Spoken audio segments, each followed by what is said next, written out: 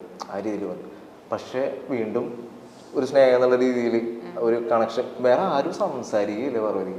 നമ്മൾ പിന്നെ മനസ്സിലാക്കുന്ന ആൾക്കാർ അവരാണ്. പിന്നെ ആരോട് സംസാരിക്കാൻ എന്താ വന്നതെന്നറിയോ? നിങ്ങൾ ഇടയ്ക്ക് സോഫയിൽ ഇരുന്ന് സംസാരിക്കുമല്ലോ, എന്നിട്ട് ഉറക്കെ സംസാരിക്കാനൊക്കെ നിങ്ങൾ രണ്ടു സോഫയിൽ ഇരുന്ന് ഇങ്ങനെ സംസാരിക്കുമല്ലോ, അപ്പൊ താഴെ വരുന്ന കമന്റ്സ് ഓ അവരുടെ സ്നേഹം അത്രയും പ്യുവർ ആയിരിക്കും, അവരിപ്പം അത് വേണ്ട പുറത്തിറങ്ങിയിട്ട് അവരത് തമ്മിൽ സംസാരിച്ച് സെറ്റ് ആക്കാനായിരിക്കും എന്നൊക്കെ പറഞ്ഞു അങ്ങനെ പോസിറ്റീവ് ആയിട്ടുള്ള കമന്റ്സ് ആയിരുന്നു കൂടുതൽ വന്നിട്ടുണ്ടായിരുന്നു. അവിടെ ഭയങ്കര ഓപ്പൺ ആയിട്ട് അങ്ങനത്തെ രീതിയിൽ സംസാരിക്കില്ല. പക്ഷെ ഒരു ഇഷ്ടം എനിക്ക് തോന്നിയിട്ടുണ്ട്, ഇഷ്ടമാണ്.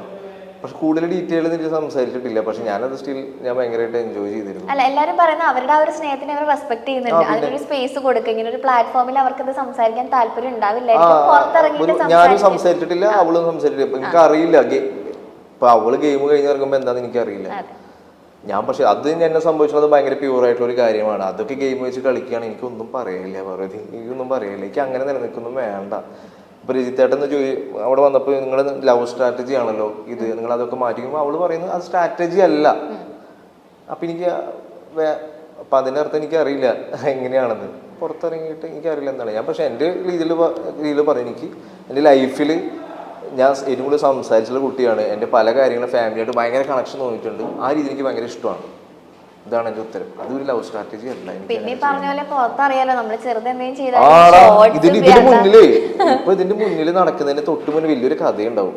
ആ കഥ നിങ്ങൾ കാണുന്നില്ല. അതെ, ബാക്ക്ഗ്രൗണ്ട് മ്യൂസിക് ഒക്കെ ഇട്ടിട്ട് സാധനം വരുമ്പോ ഓ സാഗറും സെറീനയും റിലേഷൻഷിപ്പിലാണ്, അങ്ങനെയുള്ള ഒരു സംഭവം മൊത്തത്തിൽ ഇവിടെ പുറത്ത് കാണുന്ന പോലെയല്ല.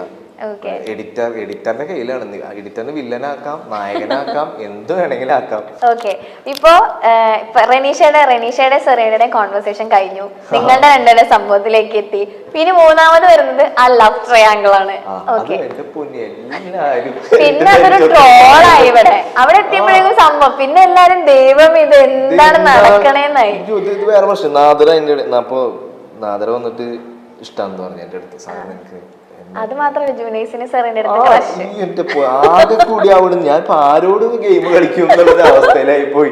അതിൽ എനിക്ക് ജൂനൈസ് പലപ്പോഴും നമ്മൾ 3 പേരായിട്ട് ഇരിക്കുമ്പോൾ ജൂനൈസ് സെറീനയുടെ അടുത്ത് സംസാരിക്കുമ്പോൾ എനിക്ക് മനസ്സിലായിട്ടുണ്ട് ഏകദേശം പിന്നെ എന്തോ ഒരു ഇതുണ്ടെന്ന്. അപ്പൊ ഇവര് രണ്ടുപേരും സംസാരിക്കണ്ടേ, ഞാൻ മൂന്നാമതിരിക്കുമ്പോൾ ഞാൻ അവിടെ ഒഴിഞ്ഞു മാറിപ്പോവും. പക്ഷെ അത് സെറീനയ്ക്ക് മനസ്സിലായിട്ടുണ്ടാകുന്നില്ല. അപ്പൊ സെറീന ഒരു ദിവസം ഇത് മനസ്സിലാക്കിയ ദിവസം എൻ്റെ അടുത്ത് പറഞ്ഞാ സാറും ജൂനൈസ് എൻ്റെ അടുത്ത് ചെറിയൊരു ഇഷ്ടമുണ്ട്. അപ്പൊ എനിക്കത് നേരത്തെ അറിയാം, എനിക്കത് നേരത്തെ തോന്നിയിട്ടുണ്ട്. അവിടെ ഞാൻ എങ്ങനെയും അവർക്ക് അങ്ങനെ വരുമ്പോൾ ജൂനൈസ് എന്തെങ്കിലുമൊക്കെ എന്നെ പറ്റി ഇങ്ങനെയൊക്കെ പറഞ്ഞ് എന്തെങ്കിലുമൊക്കെ പറയും. ഞാൻ നൈസായിട്ട് എപ്പോഴും അതിന് രണ്ടുപേരും സംസാരിച്ചു. എനിക്കത് മനസ്സിലായിട്ടുണ്ടായി. പക്ഷെ സെറീനയ്ക്ക് എപ്പോഴും മനസ്സിലായിട്ടുണ്ടാകുന്നില്ല. പിന്നെ നാദരയുടെ കാര്യം എന്ന് പറയുന്നത് അവൾക്ക് തുടക്കത്തിൽ എന്നെ ഇഷ്ടമുണ്ടെന്ന് പറഞ്ഞിട്ടുണ്ടായിരുന്നു. ഗോപിക ഞാൻ പിന്നെ ഇപ്പോൾ വിളിച്ചപ്പോഴൊക്കെയാണ് പറയുന്നത്, ഗോപിക എടുത്ത് എന്തോ പറഞ്ഞിട്ടുണ്ടായിരുന്നു ഇഷ്ടമാണ്. അതുപോലെ തന്നെ അവളെൻ്റെ അടുത്ത് ഇഷ്ടമാണ് ഒരു കാര്യം അവൾ എൻ്റെ അടുത്ത് പറഞ്ഞു. എനിക്കത് ഭയങ്കര സ്ട്രൈക്കിംഗ് ആയിട്ട് തോന്നി. എടാ എൻ്റെ ലൈഫ് ഭയങ്കര പ്രശ്നമാണെടാ, നിനക്കറിയാലോ എൻ്റെ ലൈഫിൻ്റെ കാര്യം എന്താണെന്ന്. ഞാൻ ചെറുപ്പം മുതലേ സ്നേഹം കിട്ടി വളർന്നിട്ടുള്ള ഒരാളല്ല. ഞാൻ പലപ്പോഴും സ്നേഹം പിടിച്ച് വാങ്ങിച്ചിട്ടുള്ള ഒരാളാണ്. പക്ഷെ നീ എന്താണ് ഞാൻ സ്നേഹിക്കുന്ന എന്നെ നിനക്ക് എന്താ പറ്റാത്തേ? അവിടെ വലിയൊരു പോയിന്റ് പറഞ്ഞു. അപ്പൊ അത് എനിക്ക് ആ പോയിന്റ് പുറത്ത് പോയിട്ടുണ്ടോന്ന് എനിക്കറിയില്ല. അങ്ങനത്തെ ഒരു കറക്റ്റായിട്ട് പറയട്ടെ, ഞാൻ പുറത്ത് ഭയങ്കര സ്നേഹം കിട്ടാത്ത ആളാണ്, ഞാൻ ഭയങ്കര ഒറ്റപ്പെട്ടിട്ടുള്ള ഒരാളാണ്, എനിക്കിതൊരു സ്നേഹം കിട്ടിയിട്ടില്ല, ഞാൻ ഭയങ്കര സ്നേഹം പിടിച്ച് മേടിക്കുന്ന ഒരാളാണ്, എനിക്ക് തന്നെ ഉള്ള ആളെ ഭയങ്കര ഇഷ്ടമാണ്. അപ്പം ഞാൻ എനിക്ക് തന്നെ ഒരിക്കലും ആ രീതിയിൽ ഇഷ്ടം കാണാൻ പറ്റില്ല. എൻ്റെ ആ കുട്ടിക്ക് തന്നെ ഇഷ്ടമാണ്, എനിക്ക് ആ കുട്ടിയുടെ ഇമോഷൻ അത് മാറ്റി കളയാനും മാച്ച് കളയാനും എനിക്ക് പറയാൻ പറ്റില്ല. പക്ഷെ എനിക്ക് തന്നെ ആ രീതിയിൽ കാണാൻ പറ്റില്ല. ഞാൻ നല്ലൊരു ഫ്രണ്ട് എന്നുള്ള രീതിയിൽ കാണാം. അപ്പോൾ അവൾ നോമിനേഷൻ്റെ പ്രോസസ്സിൽ എത്തുമ്പോൾ എനിക്ക് പുറത്ത് പോയാലും കുഴപ്പമില്ല, പക്ഷെ ഇനിയുള്ള 2-3 ദിവസം നീ എൻ്റെ കൂടെ എന്നെ ഒന്നിന്ന് സംസാരിച്ച് ഞാൻ ലൈഫിൽ ഭയങ്കര ഹാപ്പിയാണ്. എനിക്ക് അവിടെ നോന്ന് വേണമെങ്കിൽ എനിക്ക് പറയാൻ തോന്നിയില്ല. അവിടെ പറഞ്ഞ വാക്കുണ്ടല്ലോ, എനിക്ക് സ്നേഹം കിട്ടിയിട്ടില്ല. നമ്മളാണെങ്കിൽ സ്നേഹത്തിന്റെ മുന്നിൽ അത് മാത്രം നമ്മൾ തോൽപ്പിക്കാൻ പറ്റുള്ളൂ. അതൊക്കെ ഗെയിം വെച്ച് കളിക്കാൻ എനിക്ക് അറിയില്ല, അത് എനിക്ക് മനസ്സിലാക്കാൻ പറ്റില്ല. പക്ഷെ അത് ഭയങ്കര പ്യൂറായിട്ടുള്ള പരിപാടിയാണ്. അത് വെച്ച് ഗെയിം കളിക്കുക ഇപ്പോഴും എൻ്റെ ഇത്. അപ്പൊ അവളങ്ങനെ പറഞ്ഞപ്പോൾ ഞാൻ കാരണം അവൾക്ക് സന്തോഷം കിട്ടണമെങ്കിൽ കിട്ടിക്കോട്ടെ, പക്ഷെ എനിക്കാണ് തിരിച്ച് പണി കിട്ടിയത്, അത് വേറെ വശം. അപ്പോൾ അവള് എവിക്ഷന് തൊട്ട് മുന്നേക്ക് അത് കിട്ടുകയാണെങ്കിൽ അത് ഭയങ്കര സന്തോഷമാണ്. പക്ഷെ ഞാനാണ് ഇപ്പൊ എവിക്റ്റഡ് ആയിട്ട് കൂടി ഇരിക്കുന്നു, അവളവിടെ ഗെയിം കളിച്ചോണ്ടിരിക്കുകയാണ്. അതാണ് ഇതിന്റെ വേറൊരു ട്വിസ്റ്റ്. ഇപ്പൊ ഞാൻ അവളുടെ അടുത്ത് പറയും എനിക്കിപ്പോ അങ്ങനെ കാണാൻ പറ്റില്ല നോ എന്ന് പറയുകയാണെങ്കിൽ അവള് മേലെ പോയിട്ട് ഇരുന്നിട്ട് അറിയും. അപ്പോഴും കട്ട് വരും, ഓ സാഗർ സൂര്യ എത്ര ക്രൂരനാണ്, ഇത്രയും സ്നേഹം തുറന്ന് പ്രകടിപ്പിച്ചിട്ട് പോലും നോ എന്ന് പറയുമ്പോൾ അവിടെ നിന്ന് കരയും, അവൾ ഇമോഷണൽ ആവും. അപ്പോൾ ഞാൻ അവിടെ ചിരിച്ചിരിക്കുന്ന ഒരു ഷോട്ടും കരയുന്ന ഒരു ഷോട്ടും അപ്പോഴും പ്രശ്നം തന്നെയാണ്. ഇത് ഇങ്ങനെ രീതിയിലുള്ളതാണ്. ഞാനിപ്പോ ഇത്രയും ദിവസത്തെ എപ്പിസോഡ് കംപ്ലീറ്റ്ലി കാണുന്ന ഒരാളാണ്. പറ്റുവാണെങ്കിൽ ലൈവ് ഇരുന്ന് അതും കാണാറുണ്ട്. ഓക്കെ, അപ്പൊ ഞാൻ ചോദിക്കുന്നത് എന്താ വെച്ച് കഴിഞ്ഞാൽ, സാഗർ ഇറങ്ങി കഴിഞ്ഞിട്ടും ഞാനൊരു പോയിന്റ് ചിന്തിച്ചിട്ടുണ്ട്, എന്താ സാഗർ ഇതിന് മറുപടി പറയാത്തേന്ന് ഞാൻ അടക്കം ചിന്തിച്ചിട്ടുള്ള കാര്യം നാദിരയുടെ കാര്യത്തില്. എന്തുകൊണ്ടാണ് അതിന് റെസ്പോണ്ട് ചെയ്യാത്ത? ഒരു എന്തെങ്കിലും ഒരു ക്ലാരിഫിക്കേഷൻ അത് ഷീച്ചേട്ടൻ ഇടക്ക് വന്ന് പറഞ്ഞില്ലായിരുന്നു, നിങ്ങൾ ഒന്നില്ലെങ്കിൽ ഇതിനൊരു ക്ലാരിഫിക്കേഷൻ ആളുകൾക്ക് കൊടുത്തേ പറ്റുള്ളൂ. അപ്പൊ ഷീച്ചേട്ടൻ വന്ന് പറയുമ്പോഴും ഞാൻ പറഞ്ഞു അതെ വേഗം കൊടുക്കുന്നത്, എന്താണ് ഇതിനെ പറ്റി ഒരു ക്ലാരിഫിക്കേഷൻ വരാത്തെന്നുള്ളത് ആസ് എൻ ഓഡിയൻസ് എനിക്ക് ഉണ്ടായിരുന്നു. പക്ഷെ പിന്നെ സാഗർ ഇറങ്ങി കഴിഞ്ഞിട്ടാണെന്ന് തോന്നുന്നു അവിടെ ഒരു കോൺവെർസേഷനിൽ പറയുന്നുണ്ടായിരുന്നു ഷീച്ചേട്ടൻ അടക്കം സെറീന അടക്കം എല്ലാവരും നാദിരയുടെ ഇമോഷനെ അത്രത്തോളം സാഗർ റെസ്പെക്ട് ചെയ്തിട്ടുണ്ടെന്നുള്ളത്. ആ ഒരു പോയിന്റാണ് സാഗർ ഇപ്പൊ ഇവിടെ നിന്ന് പറഞ്ഞിട്ടുണ്ടായിരുന്നത്. അപ്പൊ മേ ബി ആ ഒരു കാര്യം തന്നെ ആയിരിക്കുമല്ലോ, ആ ഒരു ഇമോഷനെ റെസ്പെക്ട് ചെയ്യുന്നുണ്ട്. പിന്നെ ഒരു 100 പ്രാവശ്യം ഞാൻ പറഞ്ഞിട്ടുണ്ട് എനിക്ക് അങ്ങനെയില്ല. പക്ഷെ അത് പുറത്ത് വിടുണ്ടോ എനിക്ക് അറിയില്ല.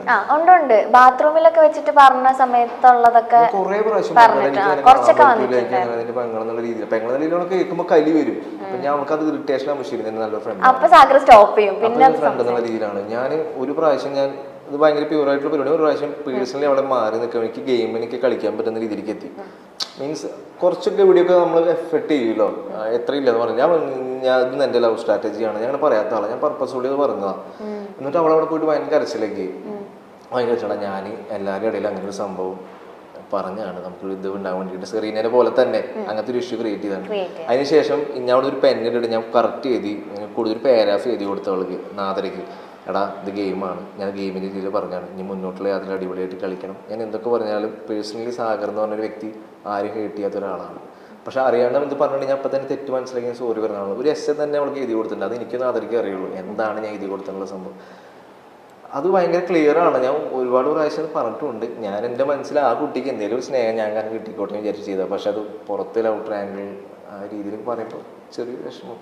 എൻ്റെ ഉള്ളിലുള്ള സാധനം അത് ഈ പറഞ്ഞ തുടക്കം തൊട്ടുള്ള ഒരു ഇമ്പാക്ട് ആണ് സാഗർ. അതുകൊണ്ടാണ് അത് ഉണ്ടായത്. റെനീഷ സെറീന കോൺവെർസേഷൻ, പിന്നെ നിങ്ങളുടെ ആ ഒരു ട്രാക്ക്, പിന്നെ ഈ ലവ് ട്രാങ്കിൾ വരുമ്പോ എല്ലാം കൂടെ ആളുകൾ കണ്ടിന്യൂസ്ലി കണ്ടോണ്ടിരിക്കുകയല്ലേ. അതാണ് പ്രശ്നം. അതിന്റെ ഉള്ളിൽ നിൽക്കുമ്പോഴേക്ക് പുറത്ത് അവിടെ എന്താണ് അറിയുന്നില്ല. പിന്നെ ഇതിനൊരു ക്ലാരിഫിക്കേഷൻ വരുന്നില്ല. പക്ഷെ സാഗറിന്റെ ഭാഗത്തു നിന്നുള്ള കാര്യം ഇതാണ്, ഈ ഇമോഷൻ എന്നുള്ളൊരു സംഭവം അവിടെ സാഗറിന്റെ പ്രയോറിറ്റി ആണ്.